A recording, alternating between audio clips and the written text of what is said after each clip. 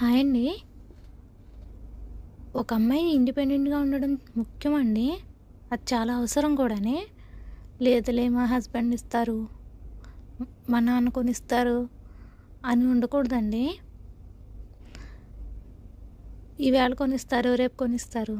తర్వాత అండి అందుకేనండి అమ్మాయిలు ఇండిపెండెంట్‌గా ఉండడం చాలా అవసరం. మీరు లక్షలు సంపాదించేయాలని నేను చెప్పను. ఈవేళ నాకు తెలిసిన ఒక చిన్న టిప్ మీకు చెప్తాను. మీకు ఇలాంటి టిప్స్ కావాలంటే కనుక please subscribe to my channel. ఇప్పుడు ఇస్తారండి, ఇవాళ కొంటారు, రేపు కొనిస్తారు. ఒక్కసారి కూడా అది ఎందుకు నీకేం తెలుసు అని మీ మీద కోప్పడకుండా ఉన్నవాళ్ళు ఉన్నారండి.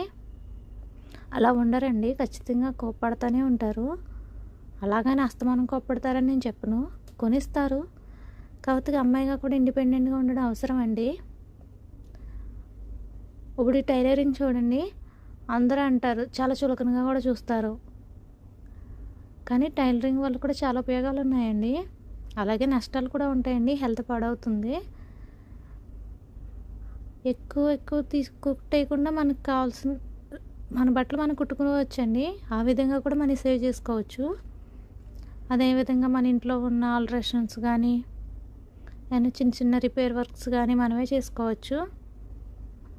లేదు ఇంకా నాకేమైనా టైం ఉంది అని అంటే ఇప్పుడు స్టిచెస్ చేస్తారు కదండి, కొంచెం ఎక్కువగా బట్టలు కుట్టి వాళ్ళు ఉంటారు. వాళ్ళ దగ్గరికి వెళ్ళి మాట్లాడి నేను హ్యాండ్ వర్క్ చేస్తాను, నేను చాలా నీట్గా వర్క్ చేస్తాను అని చూపిస్తే వాళ్ళకి బ్లౌజెస్ స్టిచ్ చేస్తారు కదండి, హ్యాండ్ వర్క్ చేసే టైం ఉండదు. ఆ వర్క్ మనకు అప్పచెప్పడానికి అవకాశం ఉంటుందండి. 5 రూపీస్ నుంచి 10 రూపీస్ ఇస్తారు ఈచ్ బ్లౌజ్కి. అలా కూడా మనం ఎర్న్ చేయొచ్చండి. అదేవిధంగా మన ఇంట్లో కనుక మిషన్ అవైలబుల్గా ఉంటే ఇప్పుడు నైటీస్ కానీ లేదంటే చిన్న చిన్న ఆల్ట్రేషన్స్ కానీ మనమే చేయొచ్చండి. ఆ విధంగా కూడా మనీ సంపాదించుకోవచ్చు. మన అవసరాలకైనా మనం సంపాదించుకోవచ్చండి. మన ఖర్చులకు కానీ సపోజ్ మనం ఒక 100 రూపీస్ అయినా సంపాదించుకోవచ్చు కదండి. వారానికి 100 రూపాయలు వచ్చినా సరిపోతుంది కదండి. పెద్ద పెద్ద అవసరాలు అయితే ఇంట్లో వాళ్ళని అడుగుతాం.